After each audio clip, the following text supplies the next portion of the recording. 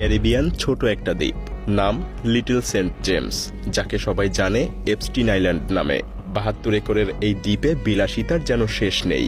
বিশ্বের বহু প্রেসিডেন্ট যেমন ডোনাল্ড ট্রাম্প থেকে শুরু করে ইলন মাস্কের মতো বিলিয়নাররা এই দ্বীপে অবাধে যাতায়াত করতেন। কিন্তু সেই চাকচিক্যের আড়ালে লুকিয়ে ছিল এক ভয়ঙ্কর সত্য। পার্টি আর হলিডের আড়ালে এই দ্বীপে ছোট ছোট বাচ্চা মেয়েদেরকে নিয়ে চলত নারকীয় সব অপকর্ম আর শয়তান পূজা। ছোট ছোট শিশুদেরকে ধর্ষণ করে তাদেরকে মাংস রান্না করে খাওয়া থেকে শুরু করে শয়তানের নামে উৎসর্গ করা পর্যন্ত কোনো বিকৃত কাজে বাদ যায়নি। পুরো ভিডিওটা দেখার পর হয়তো আপনি আতঙ্কে আটকে উঠবেন, ভাবতে বাধ্য হবেন যে কারা আসলে নিয়ন্ত্রণ করছে পৃথিবী, মানুষ নাকি শয়তান পূজারী নাকি খোদ শয়তান। সেনসিটিভ ইস্যুদের সমস্যা থাকলে আপনি ভিডিওটা এড়িয়ে যেতে পারেন। তো চলুন শুরু করা যাক। ২০০৫ সালের মার্চ মাস, যখন পৃথিবীর সব ভুক্তভোগী প্রভাবশালী ব্যক্তিদের ভয়ে মুখ খুললেন, এক সাহসী কিশোরী নীরবতা ভাঙে। ফ্লোরিডার পুলিশের কাছে কার্টনি ওয়াইল্ড নামের মেয়েটা প্রথমবারের মতো জেফ্রি এপস্টিনের বিরুদ্ধে অভিযোগ জানায়। তদন্তে নেমে পুলিশ এবং এফবিআই একের পর এক এমন সব ভয়াবহ প্রমাণ উদ্ধার করতে শুরু করে যা দেখলে যে কারোর রক্ত হিম হয়ে যাবে। এসব প্রমাণের মধ্যে ছিল পৃথিবীর প্রভাবশালী ব্যক্তিদের নামের তালিকা, তাদের আপত্তিকর কিছু ছবি এবং এপস্টিন দ্বীপে যাতায়াতের ব্যক্তিগত ফ্লাইটের রেকর্ড। এই সমস্ত প্রমাণ আদালতে পেশ করা হয় এবং এগুলোই পরে এপস্টিন ফাইলস নামে কুখ্যাত হয়। তদন্তে আরও বেরিয়ে আসে এপস্টিন একজন দুজন নয়, বরং অসংখ্য বাচ্চাকে বিলিয়নারদের লালসার শিকার বানিয়েছে।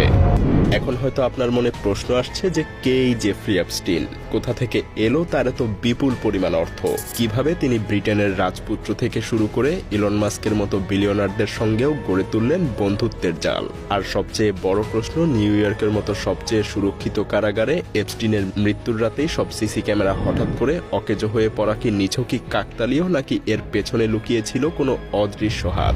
এপস্টিনের উত্থানের গল্পটা কিছুটা রূপকথার মতো হলেও সত্যি।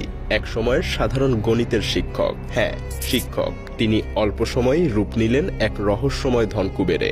স্কুলের চাকরি ছেড়ে পা রাখলেন ওয়াল স্ট্রিটের জগতে। ধনী ব্যবসায়ীদের আস্থা অর্জন করে তাদের বিপুল পরিমাণ সম্পদের দায়িত্ব নিলেন এপস্টিন, এবং মোটা কমিশন আর ওই প্রভাবশালী মহলের পরিচিতির জোরে নিউ ইয়র্ক থেকে ফ্লোরিডা দেশ জুড়ে একের পর এক বিলাসবহুল অট্টালিকা গড়ে উঠতে লাগলো তার নামে। কিন্তু এই ঝকঝকে সাম্রাজ্যের আড়ালেই লুকিয়েছিল এক ভয়ঙ্কর সত্য। নিজের ক্ষমতা আর অর্থবলকে হাতিয়ার করে এপস্টিন গোপনে শিকার করতেন কোমলমতি শিশু আর কিশোরী মেয়েদের। দুনিয়ার চোখে জেফ্রি এপস্টিন ছিলেন বিলিয়নিয়ার উদ্যোক্তা, কিন্তু বাস্তবে তিনি ছিলেন নৃশংস এক অপরাধী। ম্যানহাটন, নিউ মেক্সিকো, প্যারিস নগর থেকে প্রান্তর দেশ বিদেশে ছড়িয়েছিল তার অট্টালিকা আর সম্পদ।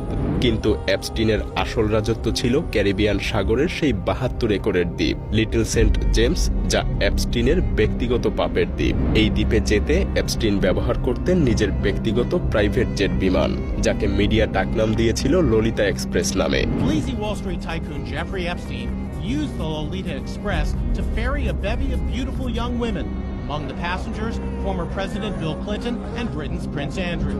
শোনা যায় সেই দ্বীপে জাঁকজমকপূর্ণ পার্টি আর ছুটির আনন্দের আড়ালে আমন্ত্রিত হতো বিভিন্ন দেশের প্রেসিডেন্ট আর বিলিয়নিয়ার অতিথিরা, যারা লিপ্ত হতো এক ঘৃণ্য খেলায়। নিরীহ কমবয়সী মেয়েদেরকে তারা তাদের লালসার শিকার বানাতো। এপস্টিনের জগতে শুধু ঐশ্বর্য আর ভোগবিলাসিতাই ছিল না, সেখানে উপস্থিত ছিল বিশ্ব রাজনীতি অঙ্গনের বহু ক্ষমতাধর মুখ। সাবেক মার্কিন প্রেসিডেন্ট বিল ক্লিন্টন বহুবার সফর করেছেন এপস্টিনের সেই প্রাইভেট জেটে। ৯০-এর দশকে ডোনাল্ড ট্রাম্পও এপস্টিনের ঘনিষ্ঠ মহলে ছিলেন। এমনকি ব্রিটিশ রাজপুত্র প্রিন্স অ্যান্ড্রু, যিনি কিনা বাচ্চা মেয়েদেরকে ধর্ষণ করত। বিল গেটস থেকে হলিউডের নামি দামি তারকা অনেকেই ছিলেন এপস্টিনের এই পাপের রাজ্যের অংশ। এফবিআই যখন এপস্টিনের বাড়িতে তল্লাশি চালায়, সেখান থেকে সিডি আর ফটোর বিশাল গোপন ভাণ্ডার উদ্ধার করে। এতে সন্দেহ জাগে এপস্টিন হয়তো গোপনে সেই ক্ষমতাবানদের বিকৃত কুকর্মের ভিডিও ধারণ করে রাখতেন, যাতে পরে সেগুলো দিয়ে তাদেরকে ব্ল্যাকমেইল করতে পারে। আর এপস্টিনকে নিয়ন্ত্রণ করতেন ইসরায়েলের মোসাদ। যাই হোক, ২০০৮ সালে পর্দার আড়ালে হয় এক লজ্জাজনক চুক্তি। এক উচ্চপদস্থ প্রসিকিউটর এপস্টিনের উকিলদের সাথে আতাত করে ভুক্তভোগীদেরকে না জানিয়ে চুপিসারে এক চুক্তি করেন। এর ফলে এপস্টিন প্রায় মুক্তি পেয়ে যায়, আর তার সাথে জড়িত প্রভাবশালীরাও আড়ালেই থেকে যায়। যে অপরাধের জন্য এপস্টিনের আজীবন কারাগারে থাকার কথা, তার শাস্তি হয়ে আসে মাত্র 18 মাসের কারাদণ্ড, তাও ইচ্ছেমতো জেলের বাইরে থাকার সুযোগ সহ।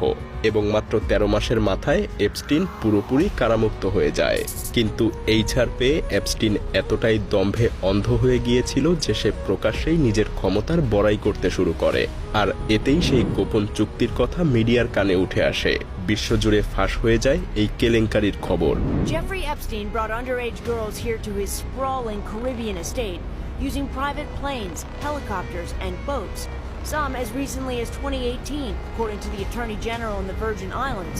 এপস্টিন ভেবেছিল অর্থের জোরে সে তার শিকারদেরকে চিরদিনের জন্য চুপ করিয়ে রাখতে পারবে, কিন্তু কার্টনি ওয়াইল্ডের মতো দৃষ্টান্ত দেখে অনেক মেয়েই সাহস করে এগিয়ে আসে এবং আদালতে 2008 সালের সেই সমঝোতা চুক্তি বাতিলের দাবি জানায়। 2018 সালে এক অনুসন্ধানী প্রতিবেদন এই ষড়যন্ত্রের আসল চেহারা উন্মোচন করে।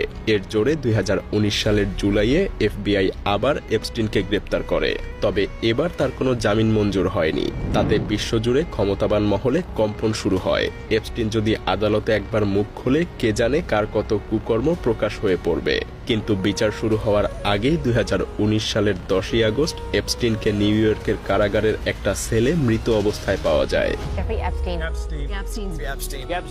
Epstein was found dead in his jail cell in New York on Saturday. সরকারি তথ্য মতে এটা ছিল একটা আত্মহত্যা, কিন্তু আশ্চর্যের বিষয় সেই রাতে কারাগারের সব নজরদারি ক্যামেরা বন্ধ ছিল, প্রহরীরাও গভীর ঘুমে অচেতন ছিলেন, আর একই সময়ে এপস্টিনকে সুইসাইড ওয়াচ তালিকা থেকেও সরিয়ে দেওয়া হয়েছিল। এতে অনেকেই সন্দেহ করেন এপস্টিনকে আসলে চিরতরে চুপ করিয়ে দেয়া হয়েছে, যাতে তার মুখ থেকে আর বড় কোনো লোকের নাম না বেরোতে পারে। আর তার মৃত্যুর রহস্য আজও অমীমাংসিতই রয়ে গেছে।